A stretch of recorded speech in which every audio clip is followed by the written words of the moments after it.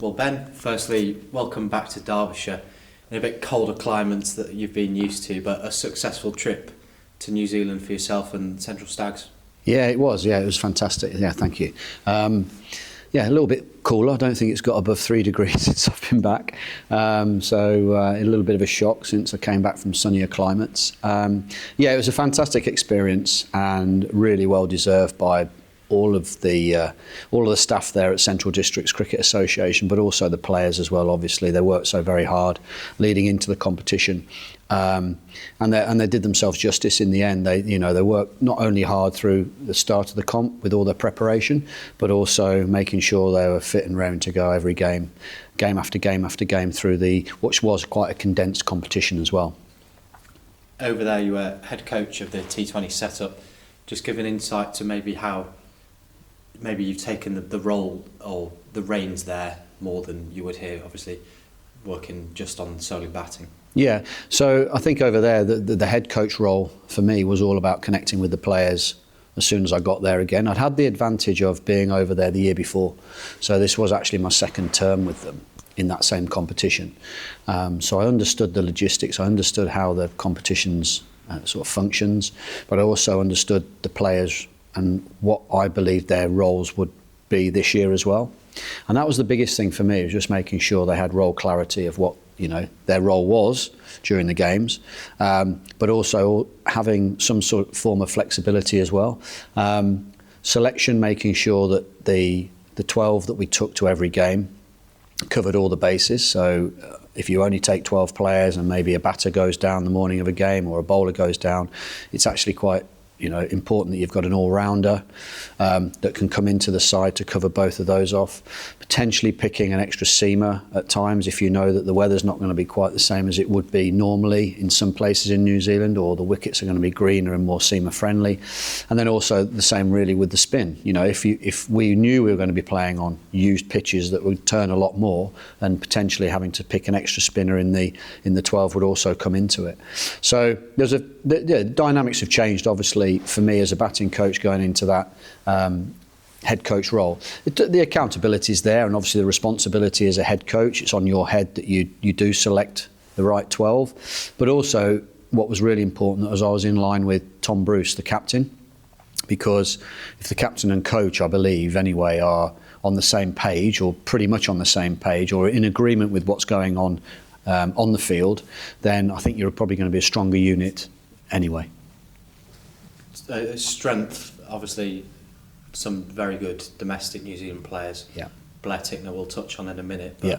Again, the old adage of T20 momentum, yeah, kind of throughout the group, just got a winning role, and then obviously into the final. Mm-hmm. From our point of view, looking at the scorecards, it just seemed that there would only really be one winner in that final. Yeah, it's an interesting one because we went through a period where we only played 12 overs in 12 days, and we'd got the momentum going into that 12-day period. We'd played some fantastic cricket.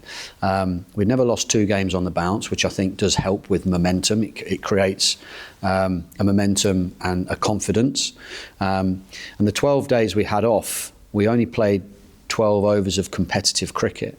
But we managed to come out of that period and still have some form of momentum, which I believe came from the confidence that we'd had from winning the games previously.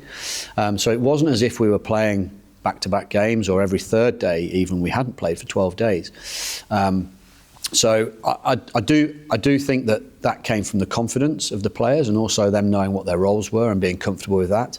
And it just meant that then once we'd trained and we'd got back into that next game, we could hit the ground running as we had done previously. I think that the biggest thing for that, for me, and probably a learning from me as well, was keeping the messages and keeping everything as consistent as possible. The training methods, the travel, the logistics, the messaging, the messages that went out, contact of players, making sure I kept connected with all those that were playing, but also with those that weren't playing as well, because it is important. I think we used 15 players as part of our group throughout the campaign, but you're only calling on 12 at a time. So, but it still is really important that you keep all those other players in the loop, because one of those players wasn't even a contracted player, so he would have needed to have been kept in the loop outside of what was going on a day-to-day basis.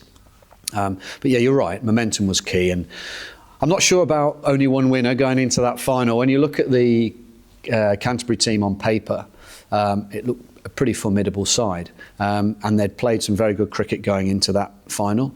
However, I felt before that game, playing at Wellington in the final, it was a neutral venue. It wasn't necessarily a wicket that was going to favour Canterbury's such a strong seam attack, but maybe it would just level the two teams out, as in what those teams look like on paper.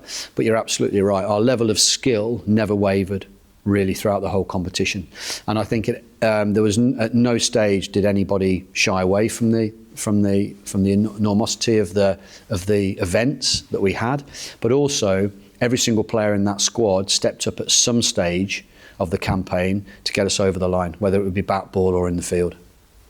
Spoke about before, Blair Tickner obviously was at the county ground last year, maybe didn't see the best of him due to external circumstances, but yeah. I think throughout our off-season we've seen the very best of Blair, and you've been able to work close and personal with him. Yeah, no, he's been fantastic. He's a real leader, and he takes pride in knowing that keeping an environment and culture together and working this in the right direction is really important, because then it makes whatever happens on the field a product of what you can talk about, what you live off the field, as well as what you can take onto the field.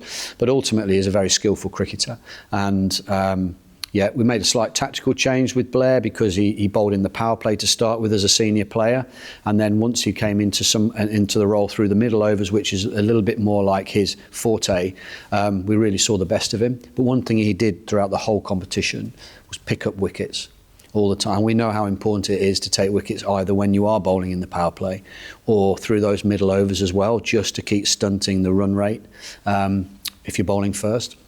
So, yeah, he's in fantastic form. He was obviously finished as leading wicket taker in the competition, and he's also flying, pretty high as well in that Ford Trophy and the Plunket Shield, which is their 4-day competition as well.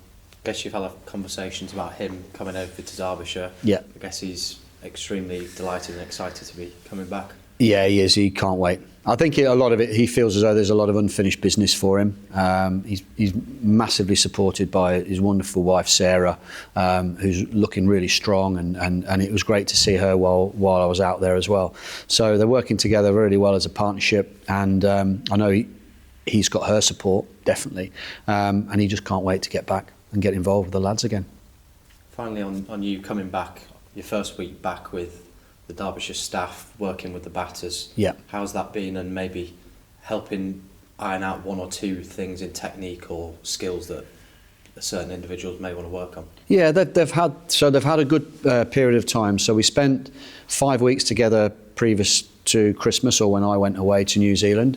So we had a really good block then, some heavy workloads on playing spin, and also just talking to the individuals about areas that they wanted to change in their game, or they feel they could grow their games in different areas. So that sort of went on before Christmas, and then Ajmal and Alex Hughes and Chris Heighton, while I was away, have also taken up the mantle of working with those players as well, with the batting, not just the bowling, but with their batting as well.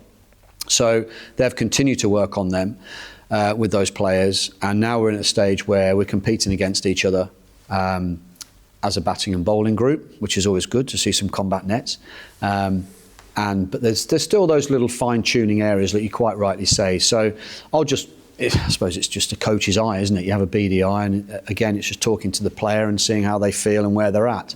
So today was my first skill session back. We've got 2 more this week. I'm quite confident that I think by the end of the week I'll have settled back in, and we're on the right track moving forward for the rest of the pre-season period.